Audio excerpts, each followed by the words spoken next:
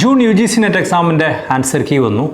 അതോടൊപ്പം തന്നെ ഏറ്റവും ഇമ്പോർട്ടൻ്റ് ആയിട്ടുള്ളൊരു നോട്ടിഫിക്കേഷൻ 3 സബ്ജക്റ്റുകൾ കൊമേഴ്സ്, ഇംഗ്ലീഷ്, സോഷ്യോളജി സബ്ജക്റ്റുകളുടെ എക്സാം ക്യാൻസൽ ചെയ്തിരിക്കുന്നു. അത് റീസ്കെഡ്യൂൾ ചെയ്തു എന്നുള്ളതാണ്. അപ്പോൾ ഈ ഒരു വീഡിയോ ഞാൻ ഡിസ്കസ് ചെയ്യാൻ ഉദ്ദേശിക്കുന്നത് എന്തുകൊണ്ടാണ് ഈ ഡിസിഷൻ എടുത്തത്, ഇത് ക്രിയേറ്റ് ചെയ്യുന്ന ഇമ്പാക്റ്റ് എന്താണ്, ആൻഡ് സീരിയസ് ആയി പ്രിപ്പയർ ചെയ്യുന്ന വിദ്യാർത്ഥികളെ സംബന്ധിച്ച് വാട്ട് ഈസ് വേ അഹെഡ്, ഈ 3 കാര്യങ്ങളാണ്. ഇതിൽ ആദ്യം തന്നെ പറയുകയാണെങ്കിൽ എന്തുകൊണ്ടാണ് ഇത് എടുത്തത് എന്നുള്ളത് ഇന്നലത്തെ തന്നെ നോട്ടിഫിക്കേഷനിൽ അവർ പറഞ്ഞിട്ടുണ്ട്. അതായത് ഈ 3 സബ്ജക്റ്റുകളിൽ, അതായത് കൊമേഴ്സ്, ഇംഗ്ലീഷ്, സോഷ്യോളജി 3 സബ്ജക്റ്റുകളിൽ ഒരുപാട് കംപ്ലയിൻറ്റ് കിട്ടിയിട്ടുണ്ടായിരുന്നു. ഒരുപാട് PYQs റിപ്പീറ്റ് ചെയ്യപ്പെടുന്നു, ഒരുപാട് സ്പെല്ലിംഗ് മിസ്റ്റേക്കുകൾ, പുസ്തകങ്ങളുടെ പേരുകൾ, ഓതേഴ്സിൻ്റെ, സ്കോളേഴ്സിൻ്റെ പേരുകൾ, ഇങ്ങനെയുള്ളതിലൊക്കെ വളരെ സിമ്പിളായിട്ടുള്ള ഒരുപാട് മിസ്റ്റേക്കുകൾ ഉണ്ടായിട്ടുണ്ടായിരുന്നു. ഓക്കെ, ക്വസ്റ്റ്യൻസിലും വേറെ എററുകളൊക്കെ ഉണ്ടായിട്ടുണ്ടായിരുന്നു എന്ന കംപ്ലയിൻറ്റ് കിട്ടിയിട്ടുണ്ടായിരുന്നു. ആ കംപ്ലയിൻറ്റിനെ കുറിച്ച് അന്വേഷിക്കാൻ വേണ്ടി ഒരു കമ്മിറ്റി NTA ഏൽപ്പിച്ചിട്ടുണ്ടായിരുന്നു. ആ കമ്മിറ്റിയുടെ റെക്കമെൻഡേഷനിൽ മനസ്സിലായിട്ടുള്ളത് വിദ്യാർത്ഥികളുടെ ഈ കംപ്ലയിൻറ്റ് ഒരു വാലിഡ് ആയിട്ടുള്ള കംപ്ലയിൻ്റ് ആണ് എന്നുള്ളതാണ്. അതുകൊണ്ട് തന്നെ എക്സാമിന് error free and transparent exam നടത്തുക, ഫെയർ ആയിട്ടുള്ള എക്സാം നടത്തുക എന്നുള്ളത് ഇമ്പോർട്ടൻ്റ് ആണ്, NTA ഒരു ഒബ്ജക്റ്റീവ് ആണ് എന്നുള്ളത് കൊണ്ട് ഈ കമ്മിറ്റിയുടെ റെക്കമെൻഡേഷൻ്റെ ഭാഗമായിട്ട് we are cancelling the exam and rescheduling in the exam. English and commerce September 9-നാണ്, സോഷ്യോളജി സെപ്റ്റംബർ 10-നാണ് എന്നുള്ളതാണ്. അപ്പോൾ ഇവിടെ അവർ ചെയ്ത് ശരിയാണോ എന്ന് ചോദിച്ചാൽ ഡെഫിനറ്റ്ലി ആദ്യം തന്നെ ഇത്തരത്തിലുള്ള ഒരു ഇഷ്യൂ ഉണ്ടാവാതെ ഈ ഒരു എക്സാം നടത്തണമായിരുന്നു എന്നുള്ളതാണ് നമ്മളെല്ലാവരും പറയുന്നൊരു കേസ്. രണ്ടാമത്തത്, ഇങ്ങനെ ഒരു ഇഷ്യൂ ഉണ്ടായിട്ടുണ്ടെങ്കിൽ ഏകദേശം 1.5 മാസം ഇത്രയധികം ലാഗ് ചെയ്യിപ്പിക്കേണ്ട ആവശ്യം ഉണ്ടായിരുന്നില്ല, ലേറ്റ് ആക്കേണ്ട ആവശ്യം ഉണ്ടായിരുന്നില്ല എന്നുള്ളതാണ്. പക്ഷേ ഓവറോൾ നമ്മളിവിടെ മനസ്സിലാക്കേണ്ട ഒരു case, what ever it is, ഒരു ട്രാൻസ്പെറൻസി എൻഷുർ ചെയ്യുക, ഫെയർ കണ്ടക്ട് ഓഫ് എക്സാം നടത്തുക എന്നുള്ള ഉദ്ദേശത്തോട് കൂടിയിട്ടാണ് ഇത് ചെയ്തത് എന്നുള്ളതാണ് NTA പറയുന്നത്. അപ്പോൾ ആ ഒരു ഇൻറ്റൻഷനെ നമ്മൾ റെസ്പെക്റ്റ് ചെയ്യേണ്ടതുണ്ട്. കാരണം ഏതൊരു എക്സാമും ഫെയർ ആൻഡ് ട്രാൻസ്പെറൻറ്റ് ആവുക എന്നുള്ളതാണ് നമ്മളെല്ലാവരും ആഗ്രഹിക്കുന്നത്. അപ്പോൾ ഇതുണ്ടാവുന്ന ഇമ്പാക്റ്റ് എന്താണെന്ന് ചോദിച്ചാൽ ഡെഫിനറ്റ്ലി ഇത് ഒരുപാട് സ്റ്റുഡൻസിൻ്റെ പ്രിപ്പറേഷനെ വളരെ സീരിയസ് ആയിട്ട് ബാധിക്കുന്നുണ്ട്. കാരണം നമ്മളെല്ലാവരും ഒരുപാട് സീരിയസ് ആയി പ്രിപ്പയർ ചെയ്തിട്ടുണ്ടാവും, സീരിയസ് ആയി പഠിച്ചിട്ടുണ്ടാവും, ഒരുപാട് കാലത്തെ സാക്രിഫൈസുകൾ ഉണ്ടാവും, ഒരുപാട് എഫേർട്ടുകൾ ഉണ്ടാവും. ഓക്കെ, അപ്പം ആ എഫേർട്ടുകളാണ് പെട്ടെന്നൊരു ദിവസം ഓക്കെ നമ്മൾ എക്സാം എഴുതുന്നു, നമ്മൾ ഓൾമോസ്റ്റ് പലരും ക്വാളിഫൈ ചെയ്യുന്നു, പ്രതീക്ഷിക്കുന്നു, നമ്മൾ ആ മൂഡിൽ നിന്ന് മാറുന്നു, നമ്മൾ അടുത്തൊരു സെറ്റ് ഓഫ് ആസ്പെക്റ്റിലേക്ക് നമ്മൾ പോകുന്നു.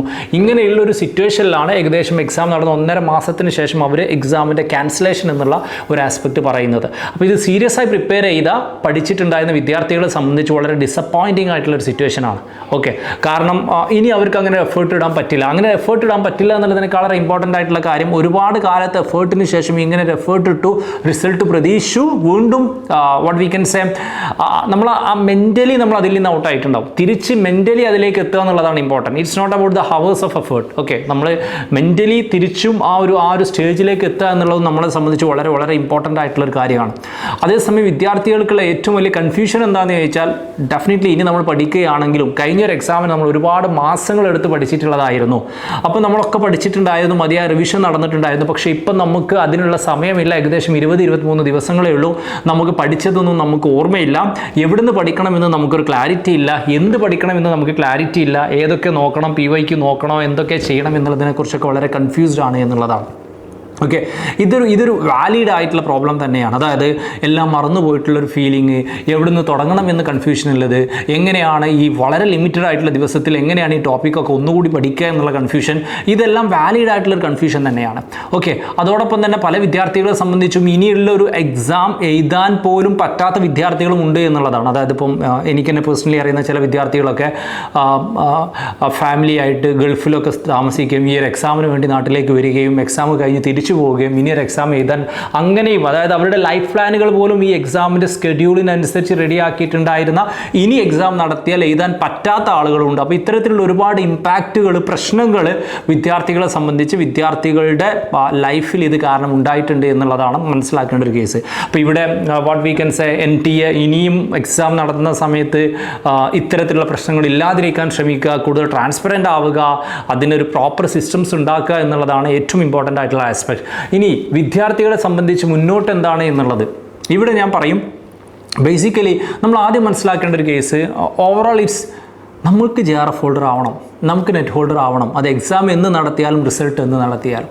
അപ്പോൾ നമ്മൾ മനസ്സിലാക്കേണ്ട ഒരു കേസ്, ഈ എക്സാം ക്യാൻസൽ ചെയ്യപ്പെട്ടിട്ടുള്ളത്, എക്സാം കോംപ്രമൈസ് ചെയ്യപ്പെട്ടിട്ടുണ്ട്, അല്ലെങ്കിൽ എക്സാം ഒരു transparent and fair and transparent ആക്കാൻ വേണ്ടിയിട്ട് എക്സാം വീണ്ടും നടത്തുക എന്ന് പറയുമ്പോൾ എക്സിസ്റ്റിംഗ് ആയിട്ടുള്ള എക്സാം ഫെയർ ആൻഡ് ട്രാൻസ്പെറൻറ്റ് ആയിട്ടല്ല നടന്നത് എന്ന് ആ കമ്മിറ്റിക്ക് ബോധ്യപ്പെട്ടത് കൊണ്ടാണല്ലോ നമുക്ക് മനസ്സിലാക്കാൻ പറ്റുമല്ലോ.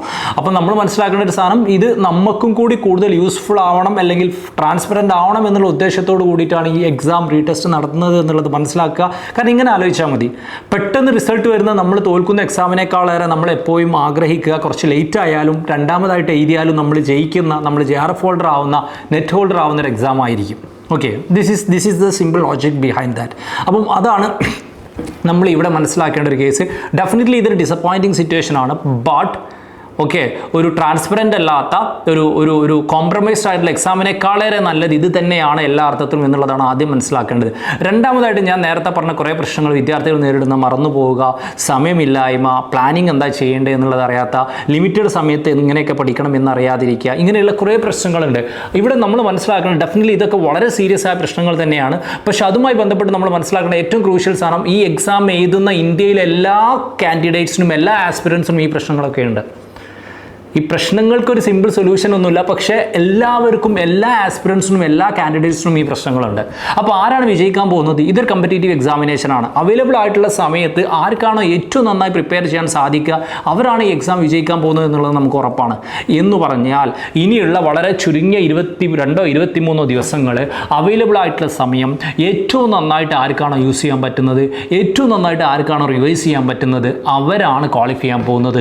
ഇതിനു മുമ്പ് നിങ്ങൾ എത്ര മാസം പഠിച്ചിട്ടുണ്ടെന്നോ, നിങ്ങളോ ബാക്കിയുള്ള ആളുകളോ 3 മാസമോ 6 മാസമോ 8 മാസമോ എത്ര പഠിച്ചിട്ടുണ്ടോ എന്നുള്ളതോ ഇപ്പം ഇവിടെ വലിയൊരു വിഷയമല്ല. ഇവിടെ ഈ എക്സാമിന് ഏറ്റവും ഡിറ്റർമൈൻഡ് ആയിട്ട് ആവാൻ പോകുന്ന ഒരു പ്രധാനപ്പെട്ട കാര്യം എന്ന് പറയുന്നത്, ഈ ലിമിറ്റഡ് ആയിട്ടുള്ള സമയത്ത് ആർക്കാണോ മാക്സിമം റിവൈസ് ചെയ്യാൻ പറ്റുന്നത്. ഞാൻ ഒരിക്കലും പറയില്ല 22 23 ദിവസങ്ങൾ കൊണ്ട് നിങ്ങൾക്ക് കംപ്ലീറ്റ് ടോപ്പിക്ക് പഠിച്ച് തീർക്കാൻ പറ്റുമെന്നൊന്നും ഞാൻ കരുതുന്നില്ല. പക്ഷേ ആർക്കാണോ ഏറ്റവും അവൈലബിൾ, കാരണം ഇനി എല്ലാവർക്കും ലിമിറ്റഡ് ടൈമാണ്.